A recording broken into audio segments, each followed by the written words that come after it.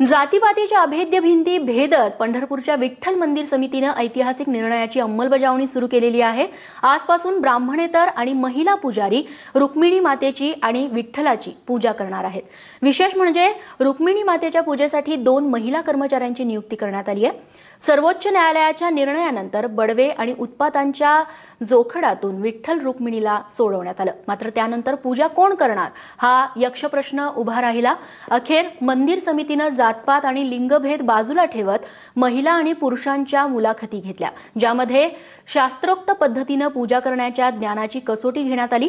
119 परीक्षार्थ्यांमधून 10 जणांची निवड करण्यात आली। यामध्ये उर्मिला भाते आणि हेमा आष्टेकर या महिला पुजाऱ्यांची रुक्मिणी मातेच्या पूजेसाठी नेमणूक करण्यात आली।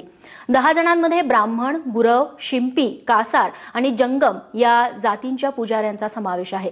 त्यामुळे जोहार मायबाप जोहार, तुमच्या महारांचा मी महार या संत चोखामेळ्याच्या ओळी आज खऱ्या अर्थाने प्रत्यक्षात उतरल्याचं दिसतंय।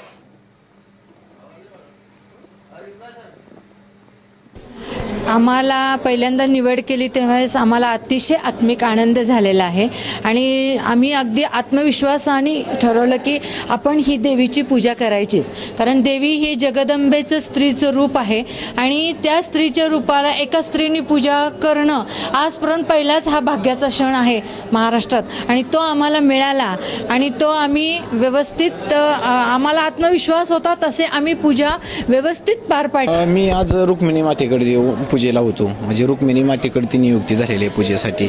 मी आधी किल्ले प्रतापगड भवानी मातेची 2.5-3 वर्ष पूजा केलेली आहे, त्या कामाचा थोडाफार अनुभव आहेच। या इथं आम्ही रुक्मिणी मातेच्या जुन्या परंपरेनुसार श्रीसूक्त, षोडशोपचार पूजा आणि इतर काही मंत्रांनी देवीचा अभिषेक करून पूजा केलेली आहे।